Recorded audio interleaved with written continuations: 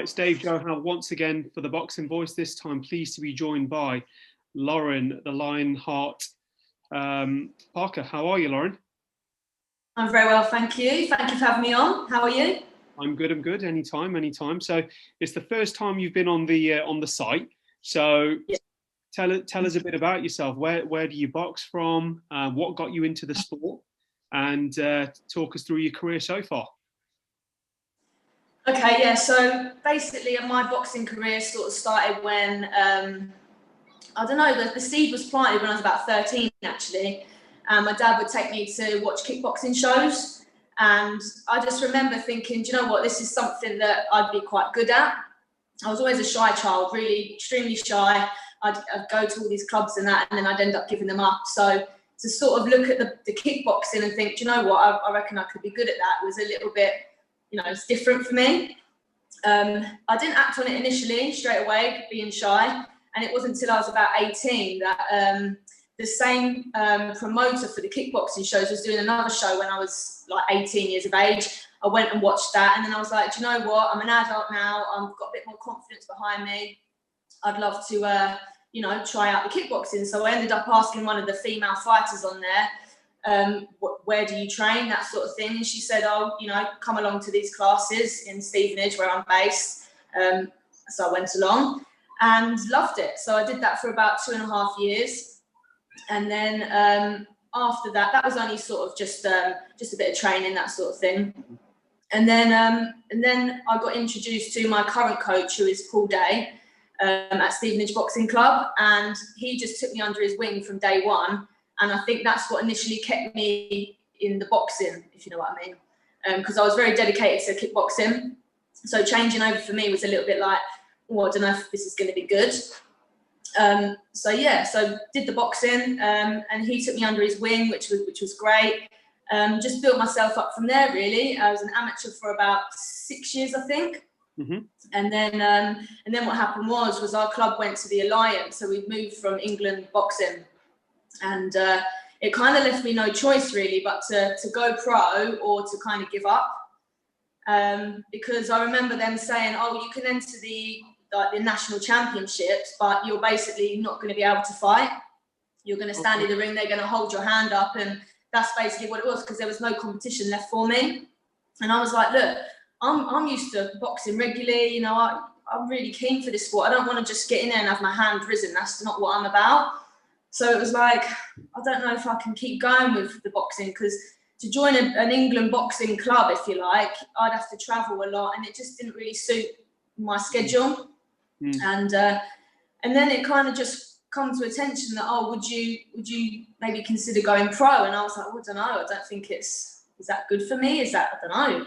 And in the end, I ended up just going, do you know what, sod it. It's either go pro or give up. And yeah, I wasn't prepared to give up. So I was like, let's give it a shot. Let's see what comes of this. I've been a pro now for going to my 4th year.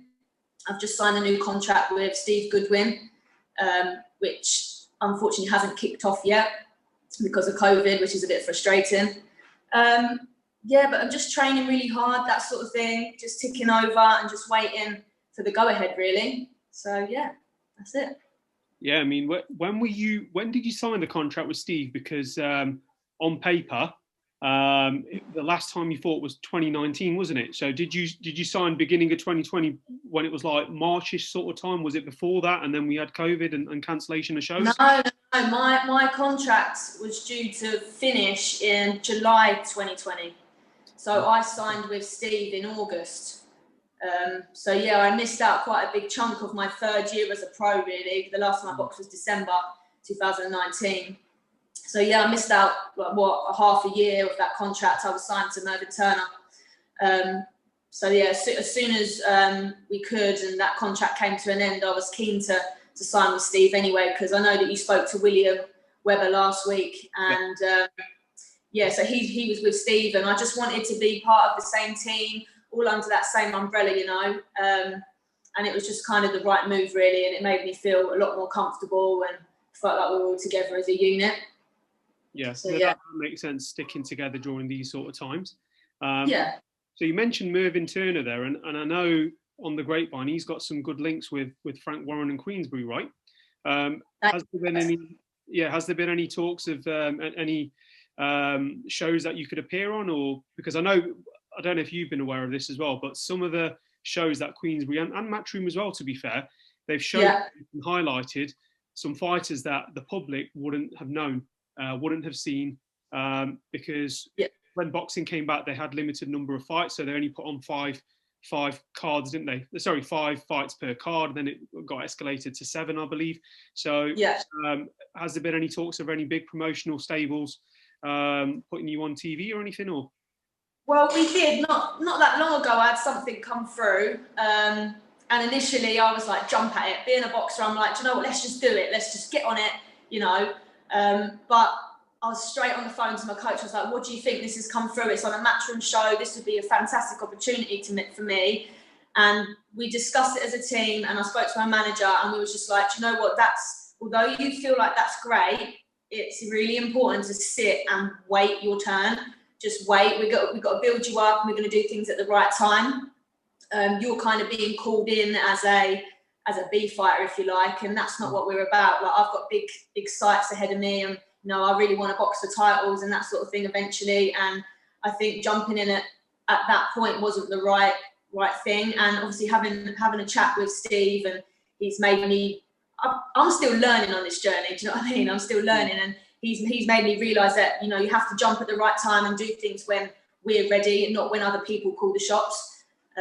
So yeah, we didn't take that, but there'll be times, I'm sure, that will come up and it'll be more suitable. So yeah.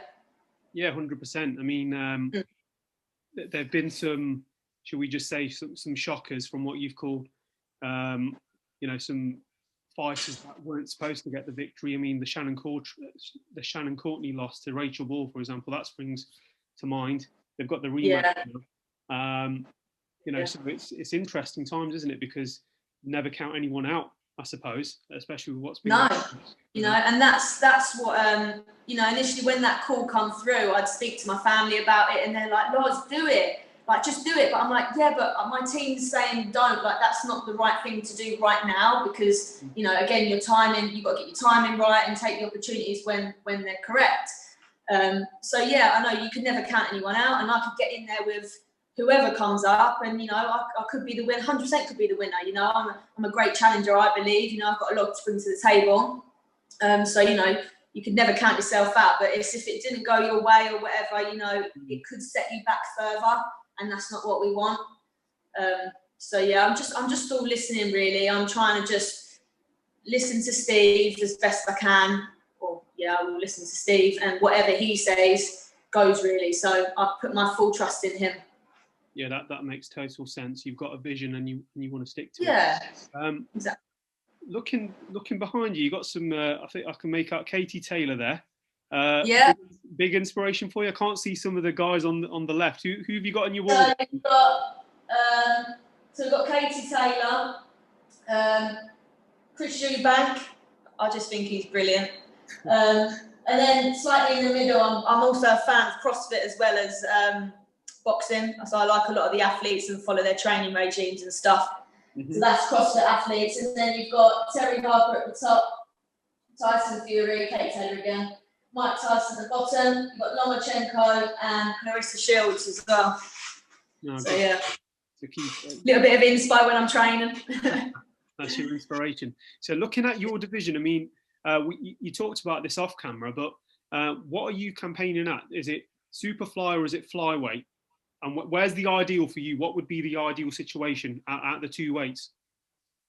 So I consider myself really a flyweight, but I think how it's worked, I've been put down as a superfly on BoxRec, and that's because when my previous fights, when I've turned up, I've always gone in as a flyweight, but the opponents turn up like a little bit heavier. So maybe a week before the fight, it would be like, right, don't lose no more weight. So I've kind of cut it off, and I've maybe gone into the fight at, I don't know, 52.5 kilo, hence why it's been put down as Superfly. But to be honest, I quite like Superfly.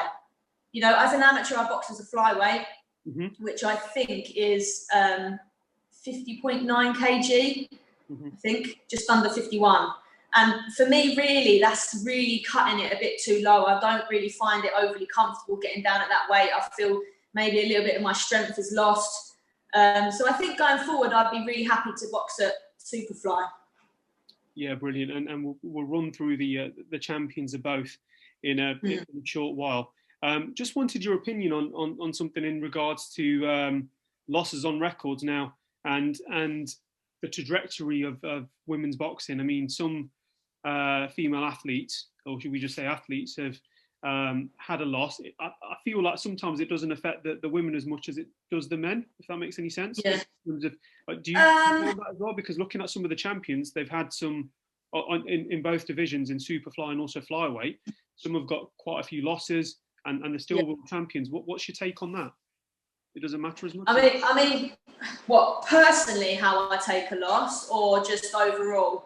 Just overall. I mean, we've got some champions there. They've had some losses, and I feel like sometimes there's not much of a stigma as such as a loss as what it used to be. I think with men, I think if a bloke loses, you know, it can really push you back quite far. But I think being a female, you know, because there's not as many females out there, you can kind of build yourself back up that little bit quicker. Even Shannon Courtney, you know, she lost that fight. You would have thought it would have projected her right back, but look, she's going for a world title now, in however long it is, 11 weeks or something like that. You know, so she's brought herself back up to where she was. So yeah, I think for women, maybe not as bad.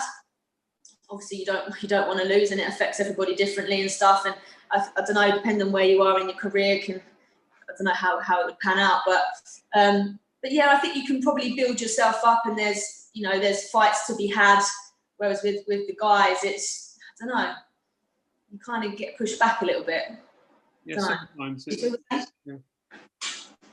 Sometimes that does happen, doesn't it? Hopefully not, not all the time in every case, but sometimes there is there is that bit of a stigma, isn't there, when it comes to a loss at times and guarding.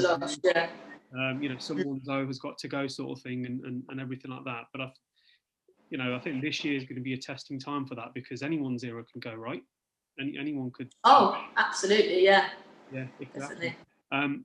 So is boxing your full-time gig, or do you have a job on top, or is this? So I'm a personal trainer, which, to be honest, works fantastic with my boxing career.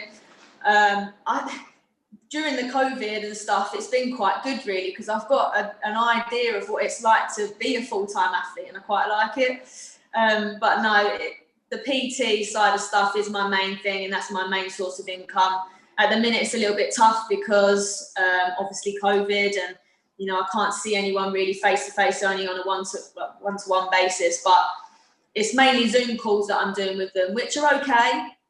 But there's not been as many come through as I thought, so it's allowed me a little bit more time to focus on me, and I'm actually quite enjoying it, sparring a lot more often, that sort of thing. So, but yeah, PT is my main income, and classes. I teach like box fit classes as well, which is quite fun. Yeah, that's good fun.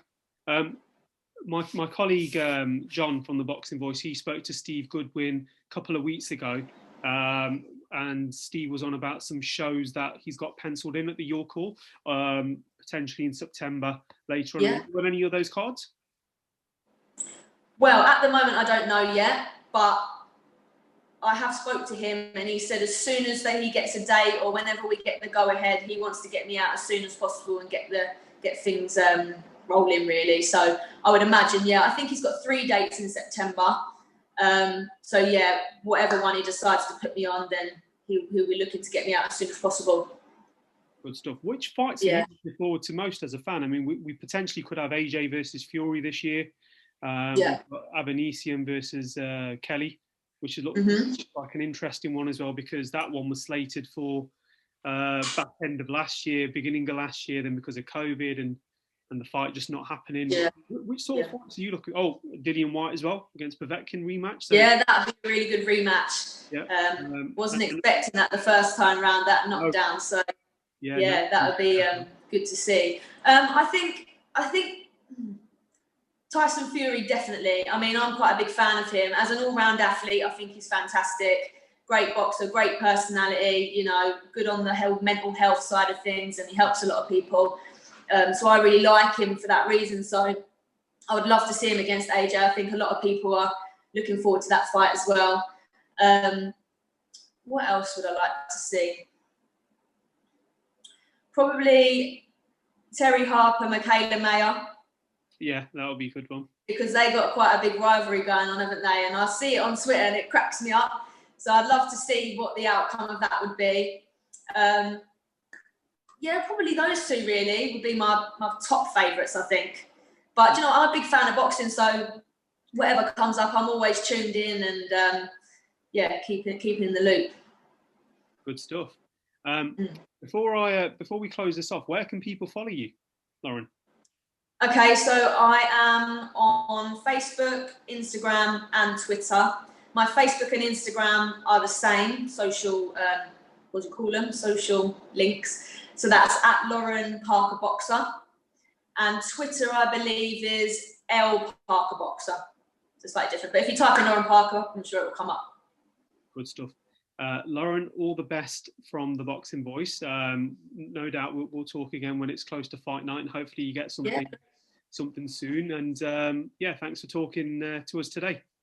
You know, I appreciate you having me on. Thank you. So if you enjoyed the video, feel free to hit the like, subscribe, and share. As always, if you want to support us to the next level, head over to the patreon.com/ThaBoxingVoice. We have tons of exclusive from Border Wars, from title, betting shows, the list goes on and on and on. But in addition to that, if you guys have questions for fighters, trainers, and promoters, this is where you can submit them. We will run out, get these questions answered, and put it back on the show just for you guys. Appreciate it.